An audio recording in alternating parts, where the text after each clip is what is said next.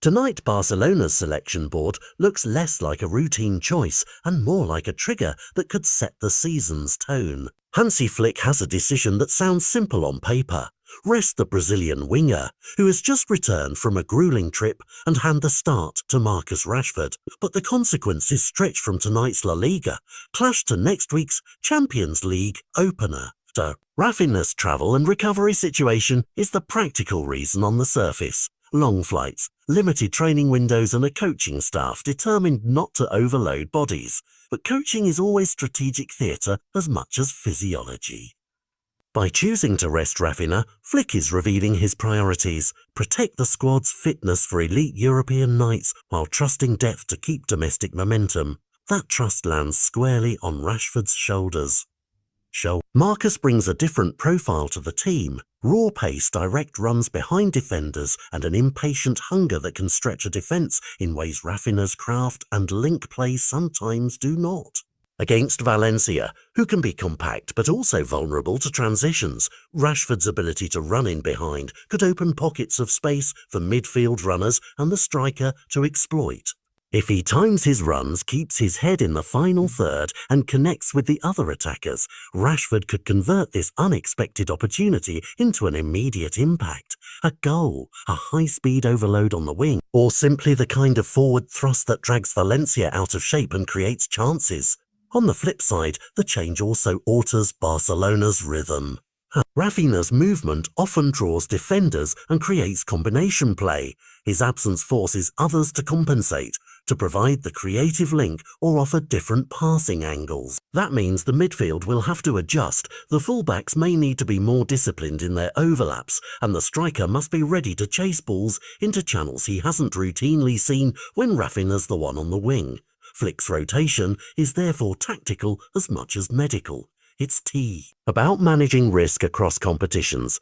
With Newcastle looming in 7 days, a misstep tonight is not just 2 dropped points. It could mean carrying fatigue or a niggle into a game that will demand peak performance and concentration. Coaches at this level constantly balance the immediate need for results with the marathon of a season.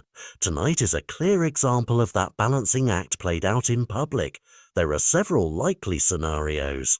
Best case, Rashford seizes the space, turns his chance into a match-defining run or goal, and the team keeps momentum while Raphinha returns sharper and fresher.